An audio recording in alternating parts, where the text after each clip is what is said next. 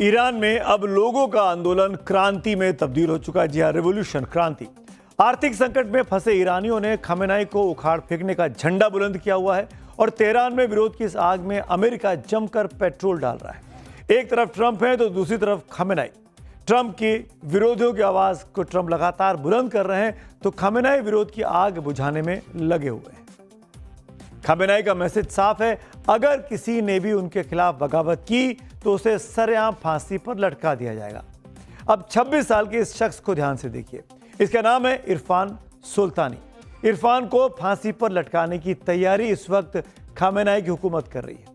हो सकता है कि आज ही इरफान को फांसी दे भी दी जाए। एक तरफ इरफान को फांसी देने की तैयारी चल रही है तो दूसरी तरफ तेहरान में कोहराम भी मचा हुआ है। हजारों प्रदर्शनकारी सड़क पर हैं। खमेनाई के खिलाफ बगावती बिगुल बज रहा है। यहाँ इतनी बड़ी तादाद में प्रदर्शनकारी मौजूद हैं कि सड़कों पर चलने तक की जगह नहीं है। ईरान सरकार ने इंटरनेट पर बैन किया हुआ है, लेकिन अमेरिकी इंटरनेट सर्विस स्टार लिंक के जरिए अब तस्वीरें सामने आ रही हैं। इरफान पर खमेनाई सरकार के खिलाफ बगावत करने और हिंसा भड़काने का आरोप है। इरफान सुल्तानी को ईरानी कानून के हिसाब से सबसे गंभीर अपराधों में दोषी पाया गया, जिसकी सजा सिर्फ और सिर्फ फांसी होती है। सुल्तानी को ट्रायल, वकील या अपील का मौका तक नहीं मिला है। इरफान सुल्तानी के खिलाफ 11 जनवरी को एक अदालती सुनवाई हुई। इसके बाद उसे मुहरबे यानी अल्लाह के खिलाफ युद्ध छेड़ने का दोषी बताकर मौत की सजा सुना दी गई। परिवार को बताया गया कि इरफान को मौत की सजा सुनाई गई है और 14 जनवरी को इसे अमल में लाया जाएगा। और आज 14 तारीख है, यानी इरफान को फांसी दिए जाने का दिन। दरअसल ईरान में विरोधी की आवाज़ को सजाए मौत से दबाने की कोशिश की जा रही है, लेकिन ऐसा होता दिख नहीं रहा। ईरान में खमेनाई विरोधी आग ज्वालामुखी बन चुकी है। ईरान में हिंसक विरोध प्रदर्शन का आज 19वां लगातार दिन है। अमेरिकी राष्ट्रपति ट्रंप ने खमेनाई के खात्मे का टॉप गियर लगाया हुआ है। ट्रंप ने धमकी देते हुए कहा कि अगर ईरान में विद्रोह की आग को फांसी से दबाने की कोशिश होगी तो अमेरिका फिर छोड़ेगा नहीं। अमेरिका इसके खिलाफ कड़ा एक्शन लेगा। मतलब साफ है कि अगर इरफान सुल्तान को फांसी हुई तो अमेरिका ईरान पर हमला कर सकता है।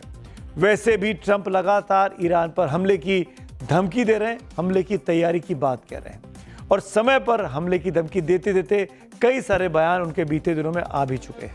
सुनते हैं। Ideally, you'd like to see it, but what we want to see is we don't want to see people killed, and we want to see a little bit of freedom for these people. These people have been living in hell for a long time. That used to be a hell of a country. I have friends that used to invest in Iran, and they did well with their investments. It was a great place. The people were great. Even the leadership was good. And now it's living in hell. अगर Iran में इरफान को फांसी दी जाती है तो क्या यह खमेनाई के ताबूत में आखिरी कील साबित होगा? क्या इसी के साथ ईरान में खमेनाई का चैप्टर क्लोज हो जाएगा? जो जानकार हैं, एक्सपर्ट्स हैं, अगर उनकी माने तो अमेरिका के लिए जमीनी ऑपरेशन बहुत जोखिम भरा होगा, क्योंकि ईरान पहाड़ों से घिरा हुआ है जहां अमेरिकी सैनिकों को भारी नुकसान हो सकता है, जैसे इराक और अफगानिस्तान में हुआ था। इसीलिए टीम ट्रंप हवाई या साइबर हमलों पर ज्यादा फोकस कर रही है। अगर युद्ध हुआ तो इजराइल और अमेरिका दोनों एक साथ ईरान के खिलाफ ऑपरेशन कर सकते हैं, लेकिन ट्रंप का दिमाग उस विरोध प्रदर्शन को हवा देने में ज्यादा लगा है जिससे खमेनाई का हलक सूखा हुआ है। अगर विरोध की इस आग से खमेनाई का सत्ता खाक हो गई तो सांप मर जाएगा और लाठी भी नहीं टूटेगी, यानी बिना सैन्य ऑपरेशन के अमेरिका का काम हो जाएगा। और ट्रंप को इसके अलावा क्या चाहिए? इसीलिए ट्रंप प्रदर्शनकारियों के साथ खड़े दिखाई देते हैं, उनको उत्साह करते हुए, उनको उकसाते हुए भी उनके बयान सामने आ रहे हैं। ट्रंप ने ईरान में लोगों को सरकारी इमारतों पर कब्जा करने की सलाह दी है। उन्होंने अपने social media platform truth social पर लिखा है, ईरान के देशभक्त प्रदर्शन करते रहें और अपनी संस्थाओं को अपने कब्जे में ले लें। मदद रास्ते में है। जो लोग प्रदर्शनकारियों की हत्या कर रहे हैं उनके नाम नोट कर लो, उन्हें इसकी भारी कीमत चुकानी पड़ेगी। अमेरिका और ईरान के बीच इस तनाव ने दुनिया के कई देशों की चिंता बढ़ा दी है। बिगड़ते हालात को देखते हुए भारत ने एक एडवाइजरी जारी करके ईरान में रहने वाले भारतीय नागरिकों को जल्द से जल्द हिंसा प्रभावित इलाकों को छोड़ने को कहा है। आज पूरी दुनिया ये सोच रही है कि क्या ईरान पर अमेरिका हमला करेगा या फिर नहीं करेगा। हाँ और ना के सवाल पर एक्सपर्ट क्या सोचते हैं, सुनिए जरा ईरान मामलों के जानकार और खासकर मिडिल ईस्ट एशिया के सबसे बड़े जो हिंदुस्तानी वॉइस है, जाने माने पत्रकार सईद नकवी साहब को, वो क्या कहते हैं। बड़ा हमला वो ना करेंगे, ये इजराइल से अगर करवा दें हमला तो वो दूसरी बात है। और मेरा जो कैलकुलेशन है, जो कि गलत हो सकता है, ये दोनों हमले होंगे नहीं, ये बिल्डअप किया जा रहा है ताकि जो स्ट्रीट पे एजिटेशन हो रहे हैं उनको थोड़ी सी हिम्मत उनकी और बढ़ती रहे और वो डेमोन्स्ट्रेशन बढ़ते रहे। मेरा अंदाजा ये है। सईद नकवी के साथ मेरी ये खास बातचीत आप हमारे digital platform times now Navbharat पर देख पाएंगे। आगे बढ़ते हैं। चीन के बाद ईरान दुनिया में सबसे अधिक लोगों को फांसी देने वाला देश है। ये आंकड़े आपको ध्यान से देखने चाहिए। नॉर्वे में ईरान मानवाधिकार ग्रुप के मुताबिक पिछले साल ईरान ने कम से कम 1500 लोगों को फांसी दी। दरअसल ईरान इस्लामी शरिया कानून से चलता है। यहाँ सरकार के खिलाफ बगावत का मतलब है फांसी।